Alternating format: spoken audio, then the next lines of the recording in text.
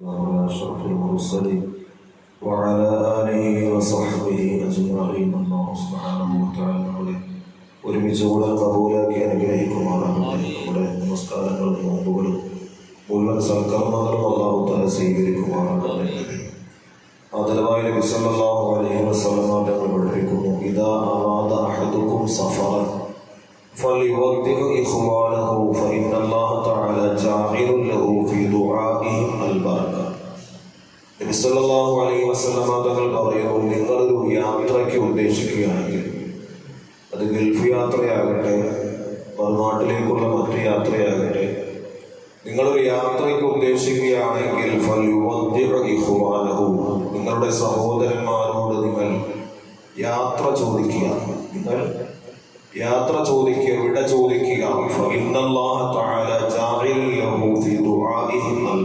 നിശ്ചയമായും നിങ്ങൾ ആരോടാണോ യാത്ര ചോദിച്ച് നിങ്ങൾ ദുആ വസിയത്ത് ചെയ്യുന്നത്, അവരുടെ ദുആക്കളിൽ നിങ്ങൾക്ക് ബർക്കത്തുണ്ട് എന്ന് നബി തങ്ങൾ നമ്മോട് പഠിപ്പിച്ചു.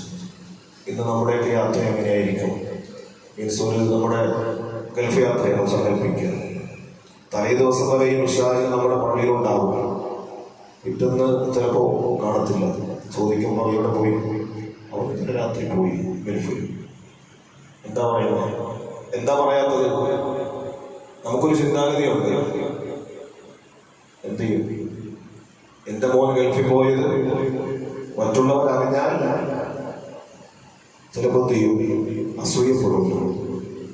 അതുകൊണ്ട് രഹസ്യമാക്കിയ നമ്മുടെ യാത്രകൾ മുഴുവൻ, കൂടുതൽ അധികം നമ്മുടെ നാട്ടിലെ യാത്രയല്ല, കൂടുതലും നമ്മുടെ വിദേശ രാഷ്ട്രങ്ങളിലേക്കുള്ള മക്കളുടെ ഗൾഫ് യാത്രകൾ, അല്ലാത്ത യാത്രകൾ, നമ്മുടെ യാത്രകൾ മുഴുവനും ഒന്നുകിൽ ഗൾഫിലേക്കോ മറ്റു സ്ഥലങ്ങളിലേക്കൊക്കെ പോകുമ്പോൾ ഇന്നലെ വരെ സംസാരിച്ച് കണ്ടുകൊണ്ടിരുന്ന ആൾക്കാർ പിറ്റേന്ന് കാണത്തില്ല.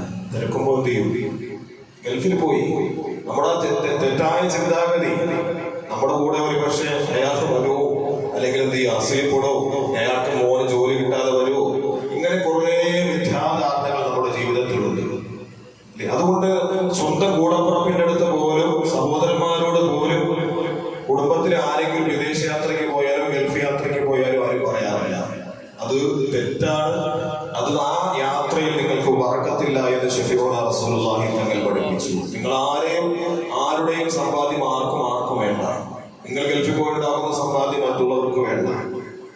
നിങ്ങൾക്കും നിങ്ങളുടെ ഭാര്യയ്ക്കും അത് ഉപയോഗിക്കാം. പക്ഷേ നിങ്ങൾ പോകുമ്പോൾ യാത്ര ചോദിച്ച് പോവുക എന്നുള്ളത് നബി സല്ലല്ലാഹു അലൈഹി വസല്ലം നമ്മുടെ ഏറ്റവും പ്രധാനപ്പെട്ട ഒരു സുന്നത്താണ്. റസൂലുള്ളാഹി തങ്ങൾ പഠിപ്പിച്ചു, നിങ്ങളുടെ യാത്രയെ ഉദ്ദേശിക്കുകയാണെങ്കിൽ ആ യാത്രയിൽ നിങ്ങളുടെ സഹോദരങ്ങളോട് നിങ്ങൾ വിട ചോദിക്കണം, നിങ്ങൾ യാത്ര ചോദിക്കണം. കാരണം നിങ്ങൾ അവരോട് പറയാൻ, ഞാൻ ഗൾഫിൽ പോവുകയാണ്, എനിക്ക് വേണ്ടി ദുആ ചെയ്യണമെന്ന് പറയുമ്പോൾ അല്ലാഹു നിങ്ങൾക്ക് ബർക്കത്ത് ചെയ്യട്ടെ എന്നൊരു ദുആ അവർ പറയും.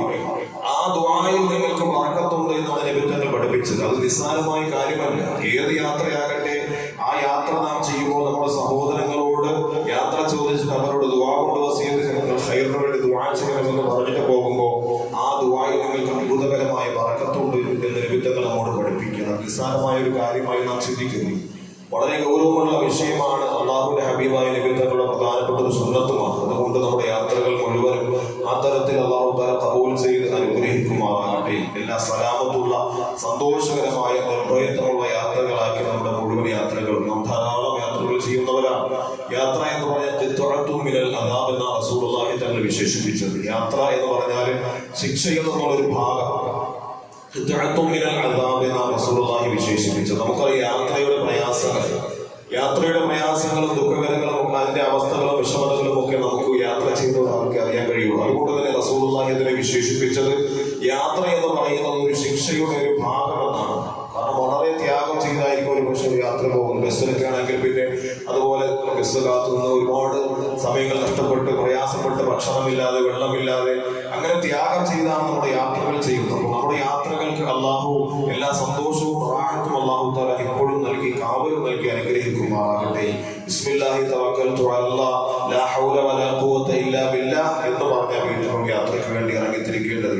മഹാൻ ഇമാമുനാ നബവി റളിയല്ലാഹു തആല അൻഹു പറയുന്നു, ഒരാൾ യാത്രയ്ക്ക് വേണ്ടി വീട്ടിൽ നിന്നും ഇറങ്ങി സൂറത്തുൽ ഖുറൈശും അതുപോലെ തന്നെ ആയത്തുൽ കുർസിയും ഒരാൾ ഓതിയിട്ടാണ് വീട്ടിൽ യാത്രയ്ക്ക് വേണ്ടി ഇറങ്ങുന്നതെങ്കിൽ അയാൾ തിരിച്ചു മടങ്ങി വരുന്നത് വരെ എല്ലാവിധമായ അയാൾ പ്രയാസപ്പെടുന്ന, ബുദ്ധിമുട്ടുന്ന അല്ലെങ്കിൽ അപകട സാഹചര്യങ്ങൾ ഉണ്ടാകുന്ന എല്ലാ അവസ്ഥ വാർത്തകളിൽ നിന്നും ആ മനുഷ്യന് രക്ഷ നേടാൻ കഴിയുമെന്ന് ഇമാമുന നബവി റളിയല്ലാഹു തആല പഠിപ്പിക്കുന്നു. അത്രയ്ക്ക് വളരെ ഗൗരവമുള്ള വിഷയമാണ് നമ്മുടെ യാത്രകൾ. അല്ലാഹു തആല എല്ലാ സലാമത്തും സന്തോഷവും നമുക്ക് ഏവർക്കും നൽകി അനുഗ്രഹിക്കുമാറാകട്ടെ.